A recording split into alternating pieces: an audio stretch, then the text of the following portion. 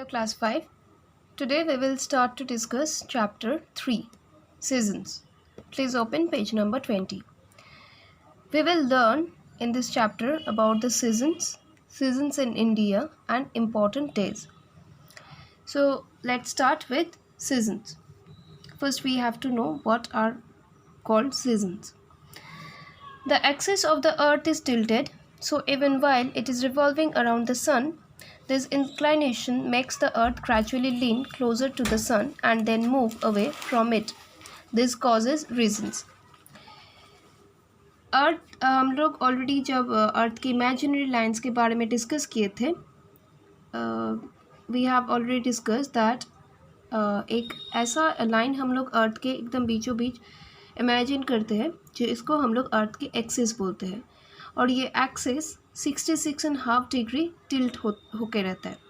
इसीलिए अर्थ जब सन के चारों ओर रेवोल्यूशन में मतलब रिवॉल्व करता है, जब सन के चारों ओर ये घूमता रहता है, तो इस टिल्ट के वजह से अर्थ थोड़ा इंक्लाइंड रहता है सन के तरफ. मतलब अर्थ का एक पोर्शन सन के बहुत करीब रहता है, दूसरा पोर्शन बहुत दूर रहता है, और इसी के वजह से ही ये सीजन्स होता है. During the course of the Earth's revolution, when the northern hemisphere is inclined towards the sun, the places there get direct sunlight for a longer period. So the days are longer, thus from 21st March till 21st September, it is spring followed by summer in the northern hemisphere. तो क्या बोल रहा है, जब अर्थ का revolution start होता है, इसी इंक्लाइनेशन के वजह से, क्योंकि अर्थ का एक्सिस टिल्टेड है, तो इसी इंक्लाइनेशन के वजह से अर्थ का नॉर्दर्न हेमिस्फेयर सन के तरफ इंक्लाइंड रहता है.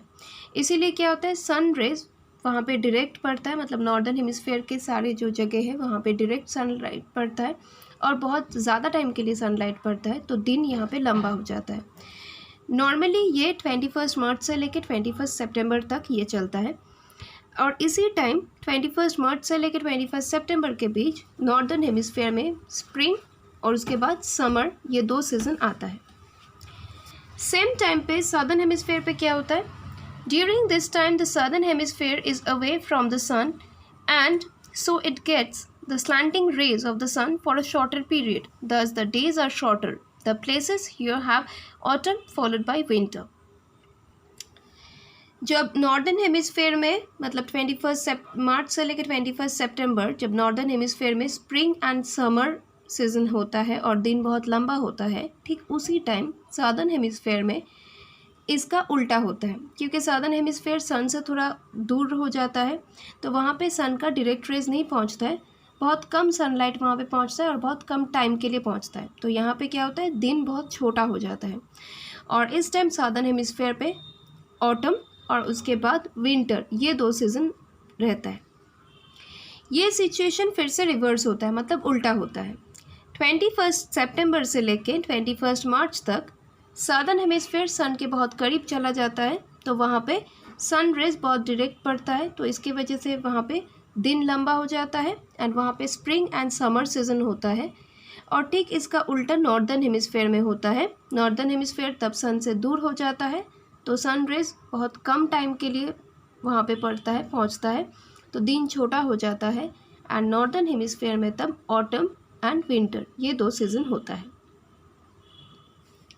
So class 5, please go through this topic as I have discussed along with this explanation. Thank you.